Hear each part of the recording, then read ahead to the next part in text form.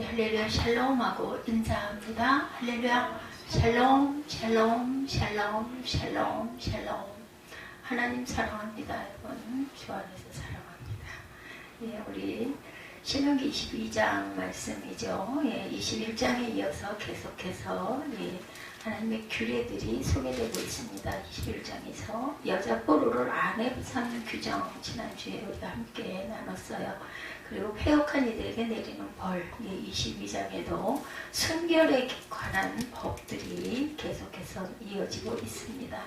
계속해서 오늘 본문에 세 가지 규례가 소개되고 있어요. 재물에 관한 규례, 생명에 대한 규례, 순결에 대한 규례, 이렇게 세 가지로 첫 번째 재물에 대한 규례는 어떤 것인가? 1절에 보니까 내 형제의 소나 양이 길리는 것을 보거든 목보치 하지 말아라. 너는 반드시 그것들을 끌어다가 내 형제에게 돌릴 것이요. 오늘 1절에서 4절로 제가 그냥 말씀을 증거합니다. 내 형제의 나귀나 소가 길에 넘어진 것을 보고는 목본치 하지 말고 너는 반드시 형제를 도와 그것들을 일으켜라. 쓰러진 걸 보면 짐승일지라도 혼자 힘으로는 안 되니까 함께 일으켜라. 요즘에 가끔 보면 주차장에 차가 이중주차가 되어 있는 경우가 있죠. 저 같은 사람은 요즘에 차들이 엄청 커졌잖아요. 서 있으면 엄두도 안 나요. 혼자 이걸 어떻게 나가냐고요. 그럴 때는 저는 아무나 붙들고 사람만 보여라 하고 기다렸다가 누가 보이면 붙들고 좀 밀어달라고 해서 밀어주면 탈 수가 있어. 혼자는 도저히 안 되니까. 이렇게 서로 도울 수밖에 없는 우리의 삶입니다. 이 말씀의 뜻, 자신의 재산만이 아니라 형제의 재산도 소중히 여기고 형제의 물질적인 형편을 살피며 도와라, 이렇게 말합니다. 내 형제의 소나 양이 길리는 것을 보거든 이라고 했는데 이 말씀을 오늘날 우리의 생활에 적용하면 어떤 뜻이 될까? 형제가 물질에 대한 개념이 없이 헛되게 사유하는 것을 보게 되면 그것을 방관하고 방치하지 말고 따끔하게 권면하면서 바른 물질관을 가지고 제대로 사용할 수 있도록 하라는 거죠. 남의 경우가 아니라 내 가족, 그죠? 내 이웃 하면은 우리가 옆집에 사는 사람이 아니라 내게 가까이 있는 그러한 가까이 이야기할 수 있는, 같이 나눌 수 있는, 또 이렇게 좋은 말을 전할 수 있는 이런 사람들을 얘기합니다. 그냥 옆집에 사는, 아파트에 사는 사람 와서 문 두들겨가지고 하라는 얘기는 아니죠. 4절에 형제의 소나 낙이나 소가 길에 넘어진 것을 보거든 오늘날 우리의 생활에 어떻게 적용할 수 있겠나? 형제가 직장을 잃거나 사업에 실패해서 물질적인 어려움을 당하고 있다든지 할 때 다른 형제들을 모른 채 하지 말고 함께 힘을 합해서 마음을 모아서 도와주라는 것이죠. 믿는 성도들이 믿지 않는 사람들에게 신앙을 인정받지 못하고 비난을 듣고 외면당하는 이유들이 많이 있죠. 형제들 간의 물질적인 나눔에 인색하고 소홀한 부분도 그 중에 하나로 칠 수가 있습니다. 만남에 물질적으로 여유로움만 자랑하지 어려운 형제를 도와주는 일에는 있는 사람일수록 더 인색하죠. 하나님의 은혜다 축복이다 간증하면서 그런 모습들이 참 밉게 보일 수도 있다는 것. 정작 물질적인 도움을 또 요청하면 그때 가서는 나도 요즘 정말 너무 어려워, 또 이렇게 반대로 얘기할 때도 많죠. 우리의 삶은 어떤지, 형제간에 물질적으로 서로 돕고 지내고 있는지, 함께 나누며 섬기고는 있는지, 지갑을 열 때 마음도 열린다고 하죠. 특히 불신 형제들이 있을 때는 일부러라도 지갑을 열 줄 알아야 된다. 그게 다 전도하고 많은 부분들이죠. 로마서 12장 10절입니다. 형제를 사랑하며 서로 우애하고 존경하기를 서로 먼저 하며, 서로 먼저 하라는 거예요. 옛날 그러한 롱신 라면 선전 때에 형님 먼저 아우 먼저 한참 유행했었죠. 이런 모습이 우리 성도들을 통해 먼저 나타나야 한다라는 거. 솔선 하라는 거죠. 누구를 지적하는 걸 솔선하는 게 아니라 돕는 걸. 어제도 조금 아들아이하고 좀 다툼이 있었는데 결과적으로 깨달은 것은 사랑하는 방법 바뀌면 사람을 변화시키고 상처난 마음, 특히나 이제는 거꾸로 바뀌어가지고 제가 자녀를 거느리는 게 아니라 자녀가 저를 보호하고 가고 있어요. 그럴 때는 힘이 있고 조금 뭐랄까 운동력이 있고 그런 사람이 그렇지 못한 약한, 나이가 드니까 마음도 약해지고 상처도 잘 먹고 그냥 일상적인 아무것도 아닌 이야기에도 마음이 슬퍼질 때가 너무나 많고, 그러게 되면 말하기가 싫어져요. 예, 어젯밤에도 제가 가서 이렇게 좀 다독였어야 되는데 뭘 좀 주려고 했더니 방문을 어떻게 꽉 닫았는지 안 열리더라고요. 전문이 뻑뻑해서 안 열려가지고 잡아 빼서 억지로 문을 나중에 열다 보니까 속이 상해가지고 방문을 왜 이렇게 더운데 에어컨 틀어놨는데 잔뜩 쳐다뒀냐 그랬더니 몇 번 만에 귀에 씹어가 있으면 잘 안 들린대죠. 그걸 살짝 빼고는 3분의 1 이렇게 돌려다보고 고개만 살짝 이렇게 돌리고는 안 더워 이러더라고요. 그래 안 더워. 그러면 다시 닫아줄게. 그러고 쳐다보고 주려고 하다 그냥 와버렸어요. 속이 상해가지고 미운 소리를 또 한마디 했죠. 그래도 보기 싫으면 보지 말고 살자. 제가 참 못된 버릇이 하나 있어요. 그러고는 자리로 와가지고는 그냥 누웠더니 한 2시간쯤 있다가 왔더라고요. 오는 게 느껴지죠? 이렇게 걸어오면 보여요. 여기서 이렇게. 그래서 소리도 들리고 시커먼 게 이만한 게 와요. 그래서 오는구나 했더니 와가지고 또 아무 말도 안 하고는 펄럭 주저앉지. 제가 앉으면요 선풍기 바람 불는데 딱 막혀가지고 얼마나 더운지 몰라. 더운 날은 아주 엄청 더워요. 그래서 왜 왔는데? 그랬더니 그냥. 그래서 그럼 배가 고파? 제가 물어볼 수 있는 건 그거지. 아니래. 배고픈 것도 아니래. 그래가지고 서로 화해를 하고 미안하다고 그러고 저도 너무 미안했다고 얘기하고 또 풀었습니다. 그러다 보니까 또 마음에 느껴지는 게 아유 그래도 녀석이 많이 컸구나. 헤아려가지고 또 찾아올 줄도 알고 그전 같으면 절대 안 그럴 텐데 네, 그런 부분들이 이제는 제가 약해지고 아들아이가 좀 강해졌구나. 조금 있는 사람들이 있는 마음들이 조금 넉넉하게 뭐 물질뿐만 아니라 말 한마디라도 그렇죠. 우리가 정말 말을 정말 상대방 상처 안 받게 잘할 줄 아는 정말 어렵다는 생각이 들어요. 우리는 우리 생각, 우리 마음에 갇혀 있다 보면 상대방이 무슨 뭐를 생각하고 요구하는지를 제대로 이해를 못할 때가 너무나 많습니다. 잘 살필 줄 알아야 돼. 그것도 정말 기도 아닐까 하는 마음이 듭니다. 마음에 눈을 감고 보지 않으려고 한 것은 아니었는지, 그죠? 예, 들리는 소리가 그냥 내가 듣고 싶은 대로만 해석을 하고 있고 있는 것은 아닌지, 하나님의 마음으로 두 눈을 크게 뜨고 세상을 바라봐야 되겠죠? 우리 일부 예배 시간에 그 예배 제가 묵상 써놓은 구절이 너무 좋아서, 예, 그리고 또 시가 상당히 지난, 예, 제가 그 발췌한 시가 너무 좋아서 제가 이거를 보관을 해야 되겠다 해서 파일에다 꼽았습니다. 중심 없이 흔들리는 제가 사랑의 길 위에 서 있는 건 당신은 용서가 되실까요? 지으신 당신께 누가 되지 않도록 아주 조금이라도 당신을 닮도록 도와주세요. 이 시가 참 마음에 닿더라고요. 어느 날 누구라도 용서하는 넓고 큰 마음이 또 어느 날은 아무리 사소한 잘못이라도 절대로 용서가 안 되는 작고 옹졸한 마음 바친 걸 당신은 알고 계시며 이렇게 중심 없이 흔들리는 제가 사랑의 길 위에 서 있는 걸 당신은 용서가 되십니까? 매일 어렵고 온전치 못한 기도 당신은 아십니까? 수십 년을 기도해도 항상 온전치 못한 기도죠. 이제 조금이라도라는 제목의 이 시가 요즘에는 제가 이제 그 인터넷에서 그렇게 해서 또 뭐 복사도 안 돼요. 그래서 그 도서관에서 갖고 왔다라는 책자 그 시를 사진을 찍어가지고 그걸 보고 제가 워드를 칩니다. 그리고 그 전에 있던 것 중에서도 좋은 거는 또 시를 늘 생각하는 거긴 하지만 이게 좀 눈에 띄는 것들은 우리 주보를 좀 잘 보관을 하면 아주 귀한 자료가 될 수 있을 것 같은데 저도 잘 이거를 모으다가 전에도 너무나 많아져가지고 다 빼서 버리기도 했는데 앞으로는 이런 부분을 가지고 함께 자꾸 기도해야겠다 하는 마음이 들더라고요. 선한 일을 할 수 있었는데 머뭇거리다 기회를 놓쳐버린 적은 없는지, 그죠?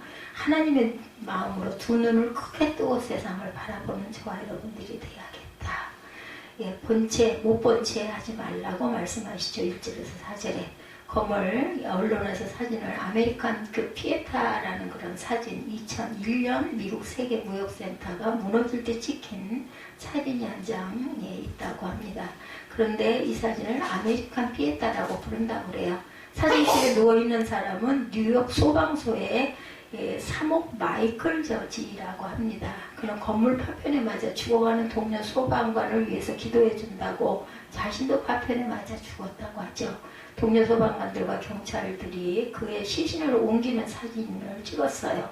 그가 현장을 피했으면 자신의 생명을 구할 수 있었을 것인데 신음하며 그리고 어기고 있는 동료 그 소방관들을 위해서 손잡아주고 기도해주는 선택이 됐기 때문에 죽게 되었다고 해요. 그래서 아마 이름을 3옥이라고 명명한 것 같습니다. 뉴욕 소방서의 3옥, 이분이 기도해 주시는 그런 직분을 갖고 있었나 보죠. 누가 그 선택을 어리석다고 할 수 있겠는가? 가족들은 얼마나 애통했겠어요. 누가 그 순간은 기도할 때가 아니라 피할 때라고 쉽게 말할 수가 있겠는가?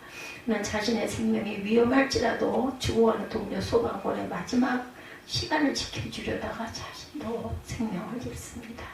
사랑이란 누군가가 도움이 필요할 때 그때를 놓치지 않고 손을 내밀며 베풀어주는 것이죠. 내 원수도 내 형제다 이렇게 얘기하죠. 아까 제가 읽은 시서처럼 어떨 때는 큰 것도 쉽게 용서해 주면서 어떨 때는 작은 게 용서가 안 될 때가 있어요. 우리가 그죠?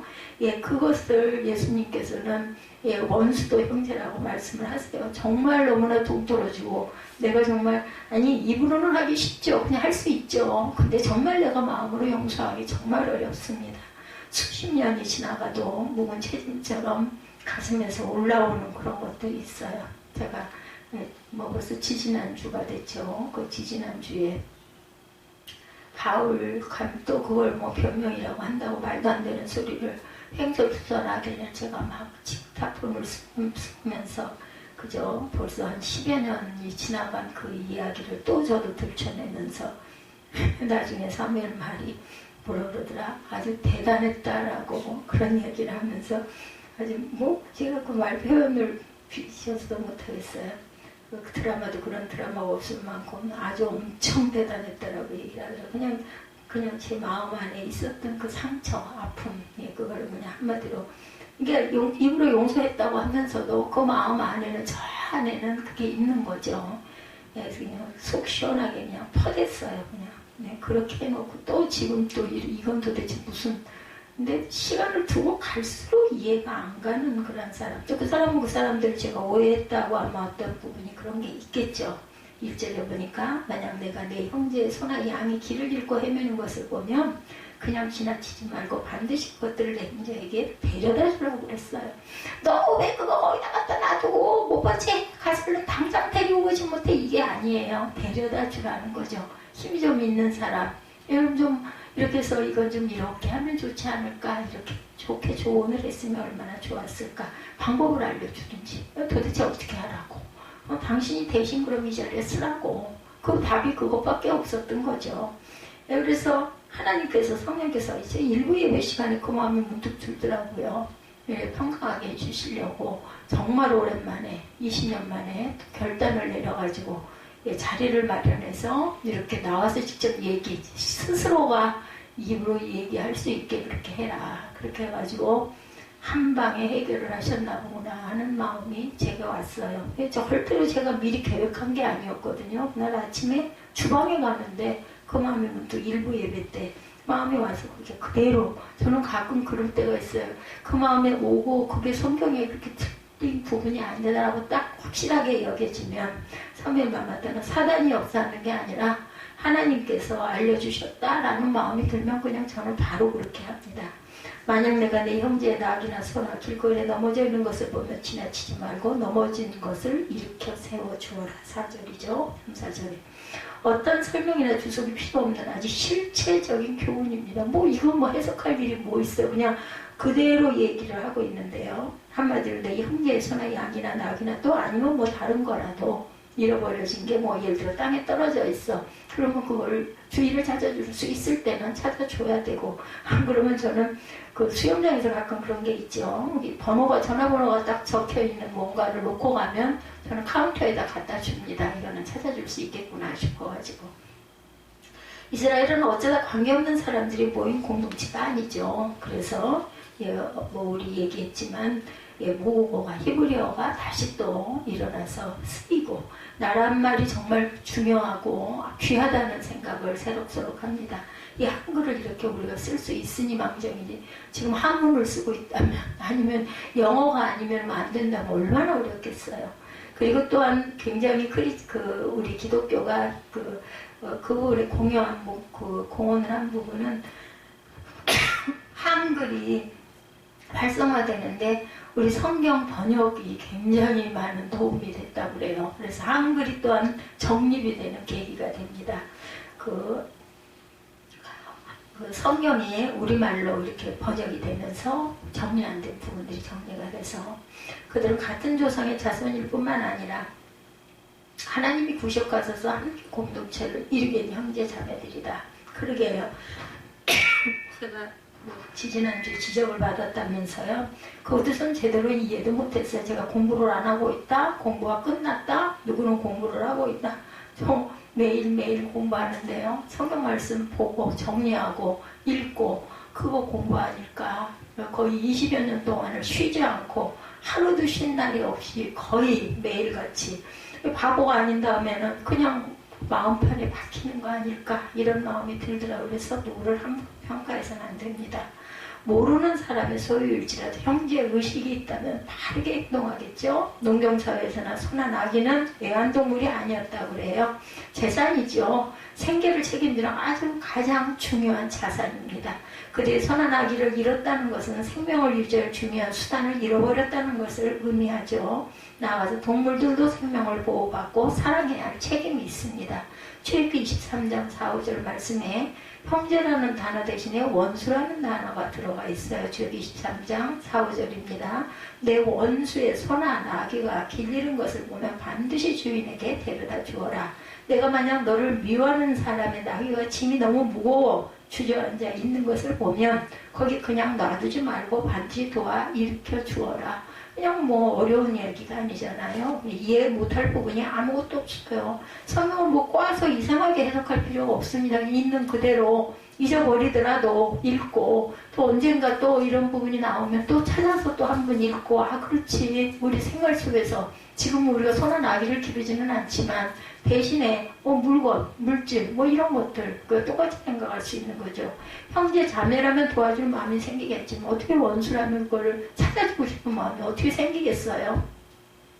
그렇다 할지라도 어디 가든 목사님 찾아갈 수 있도록 그거 정도는 해야 된다라는 거겠죠. 형제 자매라면 도와줄 마음이 생기겠지만 원수라면은 내가 왜 그걸 신경 써, 그죠? 미운 마음이 드니까. 해치는 사람의 소유라면 굳이 그 사람이 잃어버린 소유물까지 신경 쓰고 주저앉은 나귀까지 이렇게 세울 필요가 있을까? 원수의 나귀가 주저앉아 있으면 그 위에 돌이라도 얹어주고 싶은 것이 인간의 좋지 않은 마음 보죠. 그 무거운 거 하나 더 갖다 얹어놓고 갈까? 저는 아마 그건 못할 것 같습니다.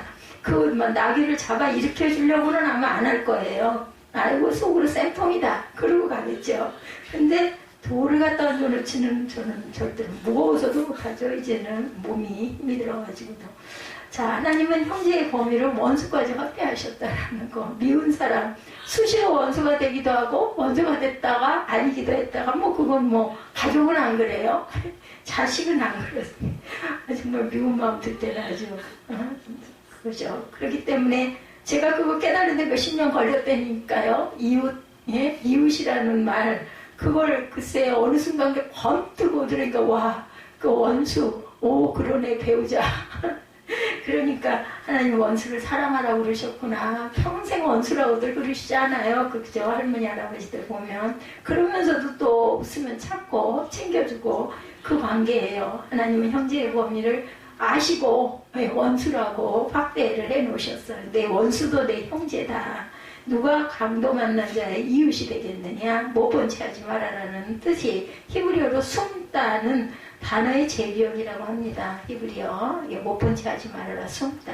이거 우리말 같아요. 그죠? 너 자신을 숨기지 말라는 뜻이라고 합니다. 사람들은 자신의 희생이 요구되는 상황에서 스스로를 숨기죠. 손으로 눈을 가리고 보지 못했다고 합니다. 당근 감고 나 못 봤는데, 예, 정말 못 볼 때도 있지만 그냥 일부러 안 본 척, 못 본 척 할 때가 있어요. 자발적으로 남을 돕는 일에 선뜻 나서지 않고 자신을 숨기는 성향은 왜 생겼을까? 태초에 인간 아담과 하와가 하나님이 금지하신 열매를 타먹은 이후에 우리에게 숨는 성향이 생겼다라는 거예요. 하나님이 아담아 내가 어디 있느냐라고 물으셨을 때 제가 벗었으므로 두려워하여 숨었나이다 이렇게 대답하죠. 하나님으로부터 숨는 존재가 되었을 때 선하신 하나님이 행하시는 수많은 일들로부터 숨는 존재가 되고 맙니다. 예, 하나님이 우리가 자신을 숨기고 싶어하는 존재가 되는 순간과 그냥 지나치고 싶어하는 순간을 주목하고 계세요. 사랑과 긍휼을 베풀고 희생해야 하는 순간이기 때문입니다. 그리고 네가 어디 있느냐 부르실 때 뭐 어디 있는지 몰라서 부르셨겠어요? 너 왜 그러고 있니? 그 얘기시죠. 자, 우리가 영적 성숙이란 바로 그때 자신을 숨기지 않는 것이 영적 성숙이다. 그리고요, 꿩이 그런다면서요. 숨는다고 풀숲해가지고 숨으면 궁둥이는 하늘로 지켜들고 고개만 갖다가 쳐박는데요. 그럼 다 보이잖아요. 그럼 포수가 어디를 쏠까요? 궁둥이를 쏘아서 맞추지 않겠나 하는 생각이 듭니다. 참, 그러니까 어리석은 거죠. 우리 인생이라는 게. 사랑이 필요한 순간 때를 놓치지 말고 올바로 반응하는 것이 바로 영적 성숙이다. 사랑의 반대말은 미움이 아니라 여러분 아시죠? 무관심입니다. 그렇다면 사랑의 완성, 그러니까 어떤 대상을 보고 화를 낸다는 건요, 마음에 사랑이 있다는 증거, 관심이 있다는 증거죠. 예, 그렇다면 사랑의 완성은 무엇일까? 바로 타이밍을 놓치지 않는 것, 때를 놓치지 않는 것이죠. 하나님이 왜 이 말씀을 구체적으로 하셨을까? 봐도 못 본 쪽 지나치기 쉬운 우리의 마음을 알고 계신 거예요. 뭔 모르시겠어요. 예, 근데 부모와 자식 마음을 우리 인간은, 사람은 나이가 들고 자식이 크면 그 속 마음 모를 때가 너무나 많고 몰라지기도 쉽죠. 근데 하나님은 우리를 다 지으셨고 우리의 속들이를 다 아시니까 다 확히 알고 계시죠. 우리의 마음이 얼마나 비겁한지를 보여주시는 말씀이죠. 우리가 스스로를 얼마나 잘 속일 수 있는지를 지적하십니다. 못 본 적 지나쳐도 법에는 전혀 문제가 되지 않는 상황들이죠. 그러나 그 상황들은 하나님의 법 앞에 죄가 된다라는 것. 이 말씀을 10계명과 연관시킨다면 어떤 계명과 관련이 있을까요? 8계명, 남의 것을 도둑질하지 말라 또는 살인하지 말라는 계명에 합의가 됩니다. 살인하지 말라는 계명을 적극적으로 해석하면 생명을 보호하라는 거죠. 남의 것을 도둑질하지 말라는 계명은 내가 찾아줄 수 있는데 방치함으로 남의 것을 잃어버리게 하지 말라는 거죠. 하나님 우리의 마음을 들춰내지만 우리는 그럼에도 불구하고 끊임없이 합리화를 합니다. 자신을 숨기고 지나칠 정도로 합리화하는 습관이 있죠. 그렇다면 우리가 어떻게 합리화를 할까? 나는 이웃에게 악한 일은 안 했어. 뭐 그러면 됐지. 그죠? 나는 법을 어길 만한 그런 일은 절대로 하지 않았다. 합리화합니다. 예를 들면 이웃을 사랑하는 계명을 이웃에게 나쁜 짓 하지 않았다는 식으로 축소하는 경향이 있습니다. 해야 될 일과 하지 말아야 할 일, 사랑하는 것은 동요가 아니죠. 선한 사마리아인에 비유해서 강도 맞는 사람이 도움이 필요했고 그때 그 사람을 도와줄 수 있는 세 사람이 지나가죠. 예, 그 중에 가장 먼저 지나간 제사장과 레위는 못 본 척하고 지나갔어요. 율법에 의하면 시체를 만지면 부정해지기 때문에 일정 기간 제사장이 임무를 할 수가 없어서 스스로 합리화를 합니다. 나는 제사장이기 때문에 저걸 만졌다가는 제사장 직무를 못해. 그러니까 나는 지나갈 수밖에 없잖아. 합리화죠. 어쩌면 예루살렘에 돌아가서 도와줄 수 있는 사람을 보내야겠다라고 생각을 했을지도 모르죠. 그러나 이 두 사람은 두 가지 사실을 무시했습니다. 첫째, 그 사람이 죽었는지 안 죽었는지 확인조차 하지 않았다. 둘째, 또 다른 율법에서 사랑을 명령하고 있는데 사랑의 율법을 어겼습니다. 근데 유대인들을 원수같이 여겼던 사마리아인들은 사랑을 베풀죠. 도움이 필요한 바로 그때 즉시 반응합니다. 예수님이 이 비유를 어느 율법사에게 말씀하시니까 이 율법사가 이렇게 질문하죠. 누가 내 이웃입니까? 교묘한 질문이에요. 이 질문. 우리가 정말 도움을 필요로 하는 그때를 피해가려는 교묘한 질문입니다. 이 질문의 뜻은 이웃의 저기가 분명하지 않기 때문에 도와줄 수 없다. 모든 게 다 핑계죠. 그래서 우리가 알 수 있는 것은 도와줄 마음이 없으면 질문이 많아진다라는 거예요. 뭐 이러고 저러고 말이 많으면 벌써 틀린 거다 생각을 하면 됩니다. 도와줄 수 있는 사람은 잠깐 침묵이 흐를 수는 있지만은 그렇게 긴 뭐 여러 가지 변명 이런 거 안 합니다. 사랑을 행할 마음이 없는 사람은 질문이 많아지고 이웃의 정확한 정의를 몰라서 사랑할 수 없다는 것은 또한 핑계죠. 예수님이야 질문을 이렇게 바꾸셨어요. 이 질문을 누가 강도 만난 자의 이웃이 되겠느냐. 율법사는 누가 내 이웃입니까? 라고 질문을 했는데 예수님은 누가 강도 만난 자의 이웃이 되겠느냐고 물으십니다. 전혀 다른 각도의 질문이죠. 전자는 축소하는 질문이고 후자는 확장하는 질문입니다. 예수님은 내 눈앞에 도움이 필요한 사람, 내가 도와야 할 그 사람이 바로 내 이웃이야. 이렇게 말씀하시는 거죠. 도울 마음이 있어야 보입니다. 우리가 들을 생각이 없다 보면, 우리 가끔 그럴 때 있잖아요. 내 주관으로, 내 위주로 생각을 하다 보면 상대방이 무슨 말을 해도 그게 정확하게 안 들려요. 못 들었어. 그 사람은 얘기를 했는데. 이럴 경우가 있습니다. 그래서 우리가 항상 눈과 귀와 가슴을 열 줄 알아야 된다. 그 사람의 표정을 보고. 그래서 참 카톡이 참 좋기는 한데요. 가끔가다 카톡으로 인해서 오해가 될 때도 있습니다. 그래서 직접 그 목소리와 격양을 들으면서 통화를 하거나 아니면 제일 좋은 방법은 눈을 보고 그 사람의 뜻을 이해하는 부분이 아주 중요하죠. 지난번에 주민센터를 갔어요. 아침에 뭔가를 바꿔야 될 부분이 있어가지고. 남자 직원이 번호표 어디 몇 번 창구로 오라고 그러니까 앉았다가 그 오라고 그러면 그리 가야 되잖아요. 갔는데 아무리 얘기를 해도 말을 이해 못하더라고 그분이. 그러면서 제게 전화가 오고 문자가 왔는데 근데 그걸 보여달래. 속에서 욕심이나 편하게 설명을 했는데도 불구하고 제 이거 신고하러 왔습니다 하는데 그걸 날 보고 휴대폰에 있는 문자를 보여달래. 그래서 안 보여주고 그냥 사람이 나이가 있다 보면은 그냥 그 사람들은 딱 번호표 해갖고 본인 그거 들으면 알잖아. 그러니까 무시하는 거죠. 한마디로 너 나이 많이 먹은 노인이잖아. 저는 딱 마음이 그런 느낌이 와요. 아무 말 안 하고 그냥 서 있었어요. 그랬더니 옆 창구로 가보라고 그러더라고요. 옆 창구로 갔더니 그 전에 저하고 상담하고 전화로 좀 아까 얘기했던 그분이에요. 여자분. 그분은 제가 얘기하지도 않았는데도 아까 일주일쯤 있다 오신다더니요. 딱 그렇게 알아. 근데 막 옆에 칸에 앉아가지고 그 얘기를 한참 하고 있는데도 상관 안 하고 있는 거예요. 거기서 그걸 다 당하고 옆으로 올 때까지. 참 그래서 마음속으로 정말 인정드림. 그래서 사람이 많아갖고 은행처럼 복잡하면 당연히 그 생각 안 하죠. 아무것도 안 하고 앉아있어. 제가 아침 9시에 갔지 않았겠어요. 5분 전에 기다렸다가 문 열고 들어갔는데 9시 땡 돼서 주차 때문에 일찍 갔죠. 주차가 일찍 가야 좀 편안하니까 신경이 안 쓰이니까. 그래서 일주일 있다가 오려고 하다가 어차피 신고해야 될 부분이라 얼른 신고를 해야 마음이 편할 것 같아서 왔습니다. 라고 얘기를 했고 하는 과정에서 그냥 돌아오긴 했어요. 몇 달 정도 시범이 있고 나서 그 이후에 하시는 게 오히려 더 확실할 수도 있다고. 그 반에 가면 고속도로 그게 되는 지점이 있고 안 되는 지점이 있답니다. 새로 나온 카드는. 그래서 그걸 알고 그럼 동의를 하십시오. 이제는 우리가 움직이는 데가 다 보인대요. 그쪽에다가 제가 가서 동의를 해놓으면. 그래가지고 일일이 지문을 찍지 않아도 본인이 이 사람 감액 대상자가 어디 거기 가 있다. 그러면 그 고속도로 하이패스를 지나가면 반액으로 감면이 된다라는 거죠. 그래서 몇 개월 있다 오겠습니다. 그러고 그냥 돌아오기는 했습니다. 이렇게 자기 분야인데도 그걸 노력을 안 해요. 그냥 상관없어. 나 편하면 돼. 아무도 없는데도. 이래서 되겠어요. 거기 계신 분들 공무원 아니세요? 공무원들일 텐데 주민센터니까. 행복복지센터라고 그러죠. 사랑이 없기 때문이에요. 관심 안 가져요. 근데 또 때로는 다 그렇지는 않아요. 전화로 어떤 그 통화를 하던 어떤 그 자동차 그 취등록 부분 감면하는 시청에 계신 여성 직원 참 지금도 기억이 나요. 자기 부모처럼 얼마나 친절하게 신경을 써가지고 그분이 알려주셔가지고 제가 자동차 선택하는데 굉장히 도움을 받았어요.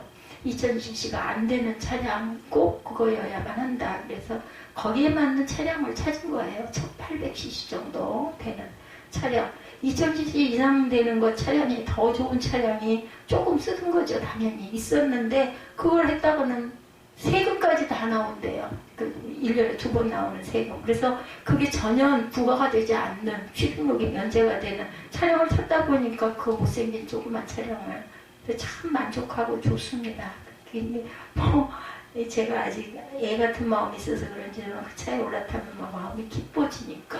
그래서 참 여러분에게 감사해요. 그리고 그냥 음향이 너무 좋아. 내가 좋아하는 음향이어가지고 마음을 닫으면 안 보여요. 그리고 나는 못 봤다라고 이야기를 한다는 거죠. 뭐 그거 어디 가서 뭐 당신 왜 못 봤어? 얘기할 수는 없죠. 그냥 마음이 아픈 거죠. 하나님 계신 게 얼마나 감사한지 제가 어젯밤에 아들하고도 얘기를 했지만 우리 아들도 그래도 저렇게 엎드려서 졸고 자고 있어도 그 어린 나이부터 지금 20년을 그 꼬마 때 1년은 뺀다 치더라도 그거 저기 학교도 야간에 제가 손잡고 데리고 와가지고 맨날 그 도서관을 휘젓고 다니면서 놀았잖아요. 야간에 제가 학교를 다니는 바람에.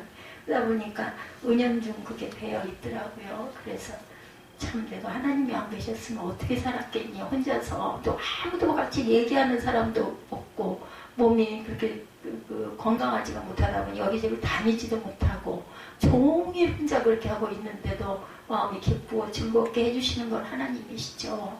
그러니까 우리 아들도 나의 하나님이신가 보다 하는 생각을 했다는 말이 얼마나 마음에 기쁘는지 모릅니다. 생각을 하는 거예요. 입술로는 약간 거부감 비슷한 반발이 있으면서도 그래도 뭔가 모르게 못 빠진 것 같고 뭔가 모르게 좀 기도를 잠깐은 해야 할 것 같고 뭘 먹을 때도 이런 부분이 같이 다녀보니까 있더라고요. 보면 제 친구들하고야 무시하고 막 먹고 하겠지만 그게 이렇게 하는 그 기도 이게 있어요. 그래서 참 고맙다. 이 아들을 하나는 온전하게 하나님께 항상 의지하는 아들을 내가 마지막으로 꼭 만들고 가야겠다 이런 마음이 들더라고요. 누가 내 이웃입니까? 라는 율법사이신과 같은 맥락이죠. 마음을 닫으면 보이지 않는 거죠.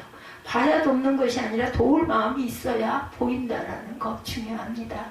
여러분들 이웃 그냥 내 옆에 있는 사람 꼭 이웃이 아니어도 뭐 어딘가에서 잠깐 부딪히는 뭐 우리 운동할 때라든지 이럴 때도 그럴 때도 내가 도울 수 있는 사람 뭘 찾아줄 수 있는 사람은 좀 이렇게 소리를 내서 찾아주고 물 뚝뚝 떨어뜨려가지고 아주 그 아이들도 그렇고 아니요 아이들뿐만이 아니라 어른들 그 자루 주머니에서 막 물들을 그렇게 흘려가지고 저는 맨날 밀대질 하잖아요. 그래도 닦으러 나오면 물기 때문에 발바닥이 다 젖으니까 그런 거라도 저도 아직 덜 돼서 그거 이렇게 닦고 다니면서 도대체 어째 애기들은 그렇다 치더라도 어른들은 왜 저걸 꼭 저 바구니를 저기다가 그 수건을 펑펑 적시고 거기다 그 젖은 바구니 물 질질을 꼭 그렇게 놓고 다녀야 할까 참 안타깝더라고요. 그냥 하면서도 마음속으로 참 이런 건 좀 자기네 집이면 안 그럴 텐데 이런 마음이 들더라고요. 요한일서 3장 17절입니다. 누구든지 세상 재물을 갖고 있으면서 자기 형제나 자매의 궁핍함을 보고도 도와줄 마음이 없다면 어떻게 그 사람 안에 하나님의 사랑이 있다고 하겠는가. 유대인들이 나치에서 대학살을 당하고 있을 때 그 뒷거래하고 돈을 벌던 그런 쉰들러라는 사람에게 유대인들을 살려야겠다는 마음이 생기죠. 저희가 참 감명 깊게 이 영화 여러 번 봤습니다. 쉰들러 리스트. 분명 하나님이 주신 마음이죠. 자신의 사업을 통해서 1000명이 넘는 유대인들을 살리고 그들을 자유롭게 해주고 자신은 도망자가 되어버린 실화를 영화한 작품이었죠. 상당한 센세이션이 있었던 그런 영화. 저는 한 3~4번 본 것 같습니다. 그때 또 한참 은혜를 받고 있던 때고 그리고 학교에 나갔던 때 이 쉰들레스를 다시 보고 했어요. 이 영화의 마지막 장면에서 뭘 쓰라고 했던 것도 있었던 것 같아요. 학교에서. 나에게 조금 더 돈이 있었더라면 이라고 말하다가 아니 내가 너무 많은 것을 낭비해서 더 많은 사람을 살릴 수 있는 기회를 놓쳤다고 고백을 했죠. 마지막에 자기 여기 배지를 보고 그러죠. 이걸 가지고 몇 사람은 살릴 수 있었을 텐데 나만 아는 상황이 있을 거예요. 사람들에게 이게 못 본 채 하지 말라는 하나님의 말씀을 통해서 우리가 눈을 감고 있는 상황이 무엇인지를 보게 되죠. 나만 아는 상황. 우리 모두가 동일한 부르심을 받지 않았어요. 내가 처한 상황과 알고 있는 상황 속에서 하나님이 보여주시는 것을 마음의 눈을 감고 보지 않으려고 한 것은 아닌지 항상 하나님의 부르심에 우리가 늘 순종할 줄 아는 마음들을 가져야 된다는 거. 민감해야 합니다. 영이 살아있어야 돼요. 제가 오죽이나 그걸로 마음이 불편했으면 걸어가다 말고 그 주방 문 열려고 하는 순간에 그 마음이 왔겠습니까? 정말 이걸 도대체 어떻게 쓰면 좋을까? 근데 그러게요. 내가 교회 나오지 말라면 잘못된 거죠. 예, 그거는 그러면 안 되겠다는 생각이 들면서 그 마음이 온 거. 그럴 때 행함으로 얼른 옮길 줄 아는 또 그 담대한 믿음도 또한 필요합니다. 두 번째 생명에 대한 규례는 6, 7절이죠. 길을 가다가 나무에나 땅에 있는 새 보금자리에 새끼나 알이 있고 어미새가 그 새끼나 알을 품는 것을 보거든. 그 어미 새끼를 아울러 취하지 말고 어미는 반드시 놓아줄 것이고 새끼는 취하여도 되나니 그리하면 내가 복을 누리고 장수하리라. 생명의 소중함에 대해서 말씀하시는데 새에 대해서 비견해서 말씀합니다. 미물이죠. 새는.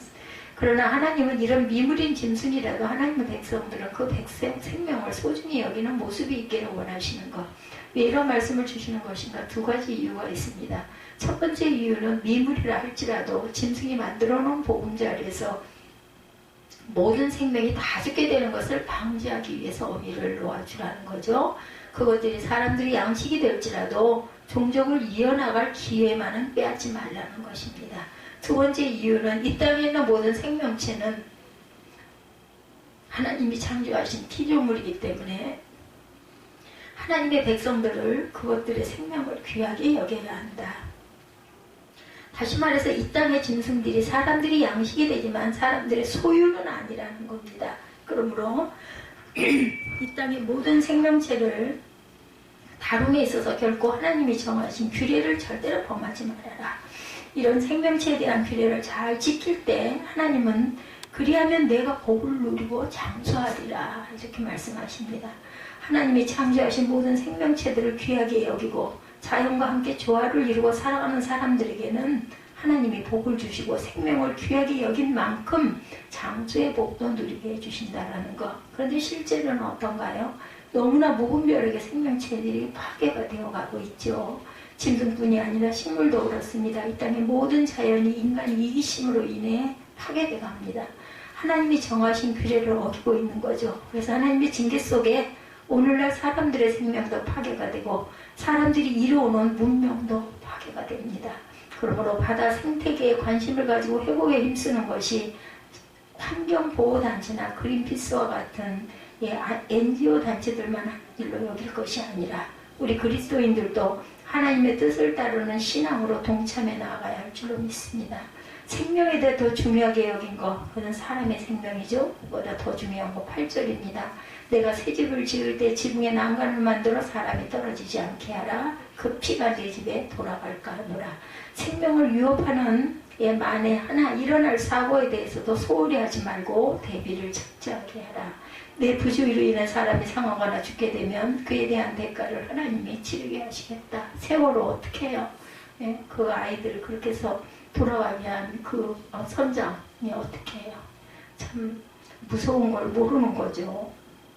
우리가 살아가면서 나만 생각할 것이 아니라 주변 이웃들을 살피며 살아갈 필요가 있다. 우리가 사는 세상은 나만 잘 살면 돼 이런 말이 통하지 않는 세상입니다. 어떻게든 연관이 된 가운데 더불어 살아가야 하는 세상이다.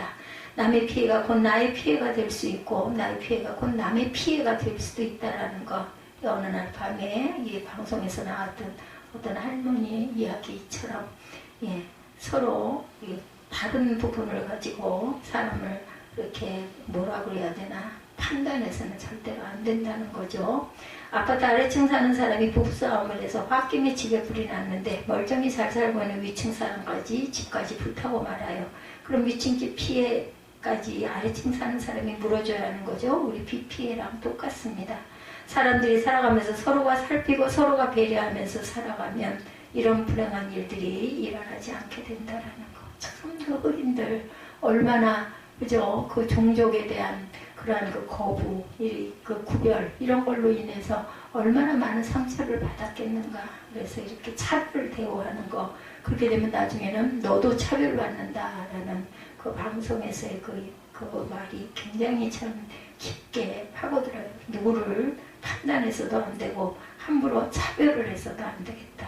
오늘 저와 여러분들의 주변 이웃들을 늘 살피는 가운데 그들에게 피해를 주는 삶이 아니라 유익을 주는 삶을 살아가면서 이웃과 더불어 복되게 사는 세상을 만들어 가야 되겠죠. 이렇게 살아갈 때 하나님의 축복이 우리 가운데 더욱 넘치게 나타날 것. 것이다. 세 번째 순결에 대한 규례는 9절 보면 나오죠. 두 가지 순결입니다. 첫 번째는 신앙의 순결에 대해서 말씀하죠. 내 포도원에 두 종자를 섞어 뿌리지 말라. 그리하면 내가 뿌린 씨의 열매와 포도원의 소산을 다 빼앗길까 하노라. 포도원에서 농사를 지을 때 포도 종자 외에 다른 식물의 씨를 함께 뿌리지 말라는 거예요. 10절에 너는 소와 나귀를 결의하여 갈지 말며 밭을 갈 때 종이 다른 소와 나귀를 함께 묶고 밭을 갈게 하지 말라는 겁니다. 11절에 양털과 배실로 섞어 짠 것을 입지 말지어다. 옷을 만들어 입을 때 옷감을 만드는 실의 종류를 섞어 짠 옷을 입지 말아라. 이 세 가지 말씀이 무엇을 뜻하는가? 문자적으로 농사와 일상에 관계된 하나님의 규례를 말씀하는 거죠. 그러나 이 말씀을 단순히 문자적으로만 이해할 것이 아니라 세 가지 말씀은 영적인 의미를 복선으로 깔고 있습니다. 포도원에 두 종자를 섞어 뿌리지 말라는 말씀의 영적인 뜻은 포도는 포도나무가 되신 예수님이 주인이 되신 신앙의 삶을 말합니다. 이런 신앙의 삶에 주님의 뜻이 아닌 세상의 생각이 심겨지게 되겠느냐는 것이죠. 그렇게 되면 어떻게 돼요? 그러면 내가 뿌린 씨의 열매와 포도원의 소산을 다 빼앗길 것이다. 내가 뿌린 세상적인 생각으로 말미암아 이제까지 신앙 안에서 이루었던 축복의 열매들을 빼앗기게 된다. 하나님이 거두어 가신다라는 거죠. 또 소와 나귀를 결의하여 갈지 말라는 말씀의 영적인 뜻은 소는 오직 신앙을 의지한 충성된 모습을 말하고 나귀는 세상적인 꾀를 의지한 불신앙적인 모습을 말합니다. 소는 요령을 피우지 않고 우직하게 일하는 충성된 짐승이지만 나귀는 힘들면 요령을 피우는 약은 짐승입니다. 그런데 이 둘을 묶어놓으면 밭이 제대로 갈리겠느냐, 삐뚤어지고 엉망이 되는 거죠. 성도들이 세상을 살아갈 때 오직 하나님만을 의지하지 않고 세상을 겸하여 의지하게 되면 세상만사 경영하는 모든 일들이 잘못될 수가 있다. 그러면 양털과 배실로 섞어 짠 옷을 입지 말라는 말씀의 영적인 뜻, 세상 속에서 성도들이 온전한 신앙인의 모습을 드러내라는 것입니다. 양은 영적으로 누구를 뜻해요? 어린 양 예수 그리스도를 뜻합니다. 그러므로 양털로 짠 옷을 입는 것은 그리스도로 옷 입는 것을 의미하지만 성도들이 양털로 짠 옷만 입는 것이 아니라 배실로 섞어 있는 옷을 입고 살아간다. 그래서 세상 사람들이 성도들을 바라볼 때 어떻게 보면 예수를 믿는 사람 같고 어떻게 보면 예수를 안 믿는 사람 같은 생각을 가지게 된다. 이런 미중성이 있는 신앙의 삶 결코 하나님이 기뻐하지 않으신다. 하나님은 우리 성도들이 세상에서도 신앙인의 모습을 온전히 드러나기를 원하십니다. 12절에 너희는 너희가 입는 겉옷의 내귀에 술을 만들지니라. 이 말씀도 같은 의미의 말씀입니다. 순수한 복장 외에 다른 치장을 하지 말아라. 우리의 신앙의 삶은 겉으로 드러나는 아름다움보다 속에 있는 진실함을 먼저 추구해야 한다. 사람들이 나를 잘 알아주지 않아도 하나님이 나를 알아주심에 만족할 줄 아는 성도들이 되어야 합니다. 이것이 신앙이고 겸손이죠. 저와 여러분의 삶 속에 하나님이 원하시는 영적인 순결을 나타내고 살아갈 수 있기를 주님의 이름으로 축복합니다. 두 번째 순결에 대한 규례는 육신의 순결에 대해서 말씀하죠. 13절 이하에 보면 남녀관계에 대한 순결의 규례를 말씀합니다. 굉장히 엄격하게 다루고 있어요. 자칫 오해할 수 있는 것이 여자에게만 가혹하게 적용하는 것이 아니냐. 그도 그럴 것이 결혼을 했을 때 여자가 처녀였는지 사실관계에 따라서 처벌을 받을 때 사실이 아니면 남자는 거짓말한 죄로 장로들에게 형벌의 매를 받고 은 100세겔의 벌금만 물면 되는데 여자는 사실로 드러날 돌에 맞아 죽게 하셨어요. 여자도 매만 때리고 벌금은 물리면 될 게 아니냐, 이런 반론을 할 수 있는데 말씀을 자세히 보면 충분히 수긍할 만한 이유가 있습니다. 왜 이런 구별의 차별이 있는가? 순결에 대한 거짓말한 남자는 단순히 거짓에 관한 법에 의해 처벌을 받는 것이고, 순결에 대해 거짓말한 여인은 남편을 속임으로 거짓에 관한 법뿐만 아니라 순결에 관한 법까지 어겼기 때문에 죽음의 형벌을 받게 된 것입니다. 그래서 그 다음에 나타난 결혼하기 이전의 남녀관계에 대한 말씀에 보면 동등하게 처벌하든지 오히려 여자 쪽에 유리한 면이 또 나타납니다. 그래서 이 순결에 대한 하나님의 규례가 결코 여자를 비하하여 여자가 불리하게 되는 규례가 아니다. 그러면 하나님이 이런저런 사례를 다양하게 소개하면서 순결에 관한 규례를 강하게 말씀하신 이유, 하나님은 반드시 거룩한 신앙 공동체를 보호하시기 위함이라는 것. 그래서 이에 대한 처벌 후에 항상 하시는 말씀, 너는 이와 같이 하여 너희 가운데 악을 제할지니라. 신앙의 공동체를 무너뜨리는 가장 큰 죄가 바로 음행입니다. 부부 안에 어느 누구든 음행을 범하면 가정이 무너지죠. 가정은 교회의 근간이고 사회의 근간이고 가정이 무너지면 교회도 무너지고 사회도 무너집니다. 그래서 사단은 성도들이 음욕을 품고 음욕을 하도록 유혹하고 유도합니다. 오늘날 성도들 가운데 이런 유혹에 빠져 무너진 가정이 한둘이 아니죠. 오카는 목사님이 살아계실 때 사랑의 교회에서 성도들의 가정에서 이루어지는 이 음행에 대하여 아주 강력하게 설교하신 적이 있다고 그래요.